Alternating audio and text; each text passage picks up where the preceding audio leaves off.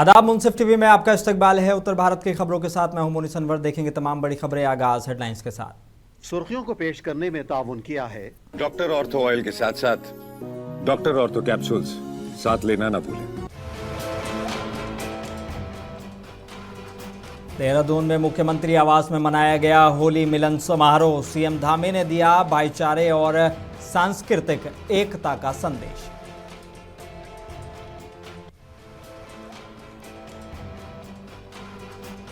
वाराणसी में deputy CM Keshav Prasad Maurya का बड़ा बयान। होलिका दहन पर होगा बुराई का अंत।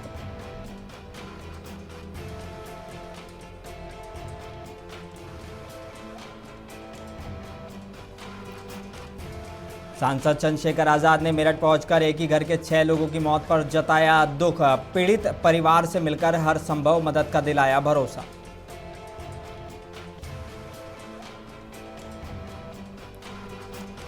ईरान के supreme leader Ayatollah Ali Khamenei की मौत के बाद अलीगढ़ में शिया समुदाय ने किया प्रदर्शन। राष्ट्रपति के नाम ज्ञापन सौंपकर युद्ध विराम की उठाई मांग।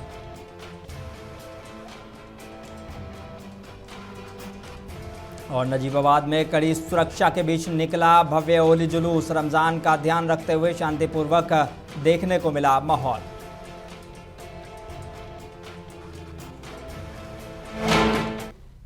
आगाज करेंगे उत्तर भारत की बड़ी और अहम खबरों के साथ। देहरादून में मुख्यमंत्री आवास में आज पारंपरिक उल्लास और सांस्कृतिक गरिमा के साथ होली मिलन समारोह आयोजित किया गया। समारोह में उत्तराखंड की लोक संस्कृति की छटा और के साथ रंग, संगीत और लोक परंपराओं का सुंदर समन्वय देखने को मिला है। सीएम धामी ने इस मौके पर मीडिया से खिताब करते हुए कहा कि हमारे प्रधानमंत्री ने बाबा केदारनाथ के मंदिर से ऐलान किया था कि 21वीं सदी का तीसरा दशक उत्तराखंड का दशक होगा। हम सब मिलकर एकता और आपसी मेलजोल से राज्य को भारत का सबसे अच्छा राज्य बनाने और इस दशक को उत्तराखंड का दशक बनाने के संकल्प के साथ आगे बढ़ेंगे। प्रदेशवासियों को बहुत शुभकामनाएं देता हूं, बधाई देता हूं। रंगों के उत्सव में रंगों की सबके जीवन में खुशियों के रंग, समृद्धि के रंग उनके जीवन में खुले। हर प्रकार की खुशियां उनको मिले। हमारा राज्य आगे बढ़े, राज्य के हमारी सांस्कृतिक धरोहर आगे बढ़े।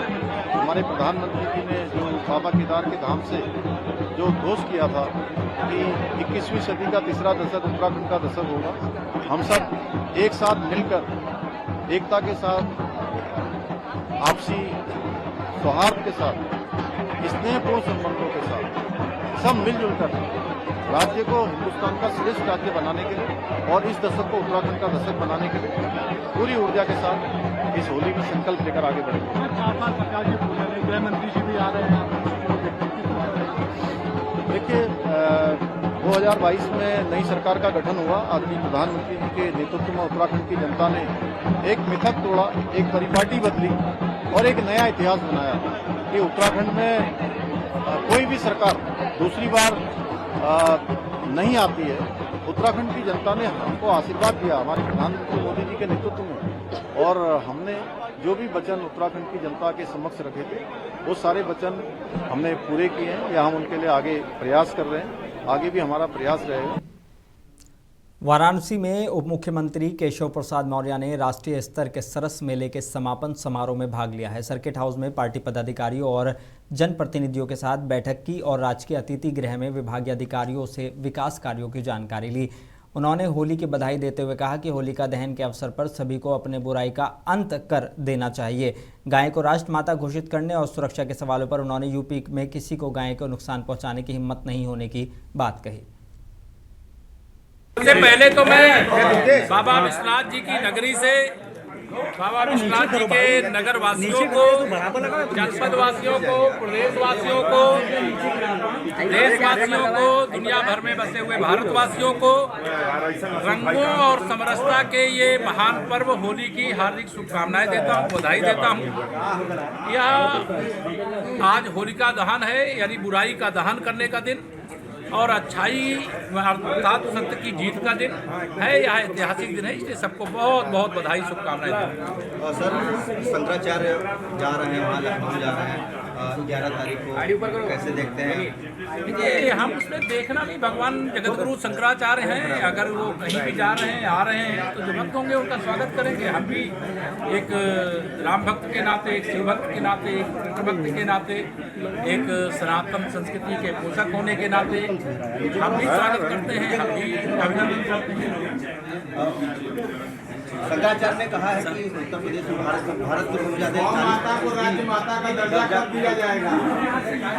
देखिए, मैं इतना ही कहूँगा कि उत्तर प्रदेश में किसी गो हत्यारे की औकात नहीं है जो गौ माता को खरोंच भी पहुँचाने का काम कर सके। और बीते दिनों मेरठ के किदवई नगर इस्लामाबाद में एक बाल अंसारी के घर में शॉर्ट सर्किट से लगी भीषण आग में 5 मासूम बच्चों और एक महिला की मौत हो गई। आज चंद्रशेखर आज़ाद मेरठ पहुंचे और परिवार से मिले हैं, उन्हें ढांढस बंधाया और हर संभव मदद का भरोसा दिया। उन्होंने सरकार से अपील की कि परिवार को कम से कम 5 करोड़ रुपए मुआवजा दिया जाए और जांच पूरी कर जल्द राहत प्रदान की जाए। देखिए, पहली बात तो ये है, 6 महीने के बच्चे, 4 साल के बच्चे, जिनको ये भी नहीं पता कि सही मायने में कि उनके माता पिता का नाम क्या है, वो किस बस्ती में रहते हैं, उनके लिए अच्छा क्या है, उनके लिए बुरा क्या है, जिन्होंने आंखें भी ढंग से नहीं खोली है, और इतना बड़ा हादसा हो जाना उस परिवार के लिए कितनी पीड़ा का समय है। मैं जब इस किस्से को याद करता हूँ तो मुझे एक किस्सा याद आता राजस्थान का, जहाँ एक बच्चे को पीटा गया था, और जब मैं उसको अस्पताल जाते हुए देख रहा था तो उसकी आंख सूजी हुई थी। मैंने उस बच्चे को अपने बच्चे से मिला के देखा तो मुझे एहसास हुआ कि एक बाप का दर्द क्या होता है। तो सबसे पहले तो मैं इस परिवार के लिए अपनी संवेदना प्रकट करता हूं कि उनके परिवार पे बहुत बड़ा हादसा हुआ है। जिला महोबा मुख्यालय में डॉक्टर नरेंद्र सिंह तोमर की सेवानिवृत्ति पर वन क्षेत्र अधिकारी कार्यालय और आवासीय परिसर में भव्य विदाई समारोह आयोजित किया गया। उप प्रभागीय वन अधिकारी कर्वी राजीव रंजन सिंह ने उन्हें राजा साहब के नाम से संबोधित किया और 13 दिनों के कार्यकाल में उनके अद्वितीय योगदान की सराहना की। डॉक्टर तोमर ने 20 वर्षों से लंबी सेवा और छोटे कर्मचारियों से लेकर विभागीय कर्मियों की भलाई के कामों का उल्लेख किया। समारोह में होली गीतों और आला कार्यक्रम ने माहौल को खास बना दिया। आप लोगों का प्यार देख के क्या कहूँ, मंच पे आती हमारे उप प्रभागीय वनाधिकारी श्री राजीव रंजन सिंह जी, माननीय दाऊद तिवारी जी, राम जी गुप्ता जी, मनु गुप्ता जी, हमारे चारों रेंजर प्राण महोबा श्री राजू श्रीवास, विनोद कुमार, जितेंद्र कुमार, श्री राम निरंजन, लेखराम जी, और इस अवसर पर पधारे हुए हमीरपुर से श्री सत्येंद्र जी, राग के रेंजर सर, और चित्रकूट से मेरे साथी आए हुए हैं, राम नरेश यादव, गुप्ता जी हैं, धनराज हैं, राम नरेश पटेल हैं, और इन सब में अधिक जो है धन्यवाद और आभार। आज अलीगढ़ में मुस्लिम समुदाय ने ईरान पर हुए हमलों के खिलाफ मार्च निकाला और भारत के राष्ट्रपति को ज्ञापन सौंपा है। भारत के राष्ट्रपति के नाम ज्ञापन सौंपा है। प्रदर्शनकारियों ने ईरान के सुप्रीम नेता आयतुल्लाह सैयद अली खामेनी और उनके परिजनों की शहादत को इंसानियत का कत्ल करार दिया। अमेरिका और इजराइल के हमलों की कड़ी निंदा की गई। ज्ञापन में भारत सरकार से युद्ध विराम, बहुपक्षीय कूटनीति पहल और अंतर्राष्ट्रीय जवाबदेही सुनिश्चित करने की मांग की गई। शोक का जुलूस है ये।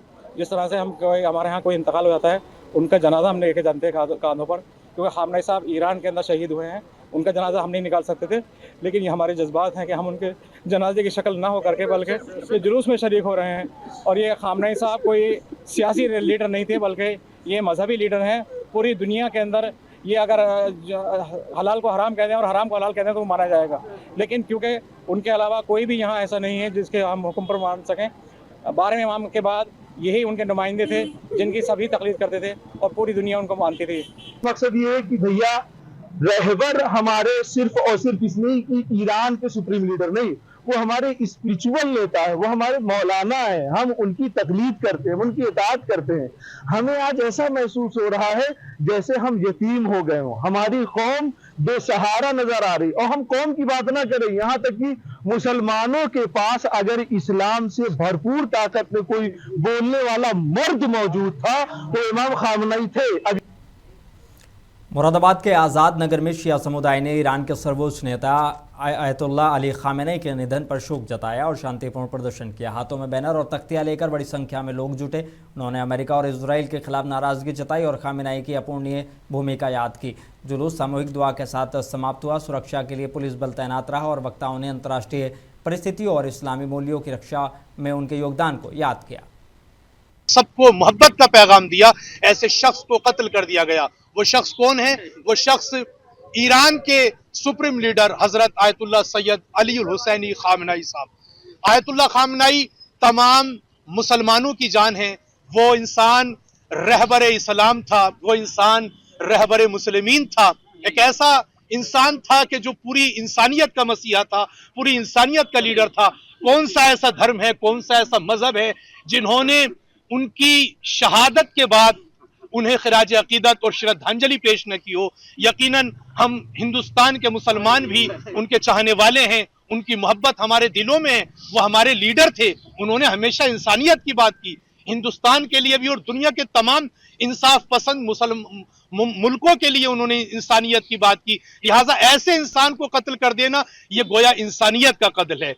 ऐसे इंसान को कत्ल करना यह अदल और ह्यूमैनिटी का कत्ल है। ऐसे इंसान को कत्ल करना आदमियत का कत्ल है। आजमगढ़ के मुबारकपुर नगर स्थित मोहल्ला शाह मोहम्मदपुर में आज शिया समुदाय के लोगों ने धर्मगुरु आयतुल्लाह सैयद अली खामेनेई पर हुए हमले के विरोध में प्रदर्शन किया। प्रदर्शनकारियों ने अमेरिका और इजराइल के खिलाफ नारेबाजी करते हुए राष्ट्रपति को के नाम संबोधित ज्ञापन सौंपा है। सूचना मिलते ही सीओ सदर आस्था जायसवाल और थाना प्रभारी शशि मौली पांडे मौके पर पहुंचे और स्थिति को शांत कराया। और गाजियाबाद के लोनी क्षेत्र में सलीम पर हुए जानलेवा हमले के आरोपी जिशान को पुलिस एनकाउंटर में मार गिराया गया है। अमरोहा के सैद नंगली कस्बे में उसके पैतृक मोहल्ले में इस खबर के बाद सन्नाटा पसरा हुआ है। स्थानीय लोग कैमरे पर आने से कतरा रहे हैं और मामले पर कुछ भी खुलकर बोल नहीं रहे हैं। बताया जा रहा है कि जिशान का स्वभाव सामान्य और सीधा साधा था। हालांकि इलाके में चर्चाएं जारी हैं, लेकिन आधिकारिक तौर पर कोई भी व्यक्ति बयान देने की तैयारी में नहीं है।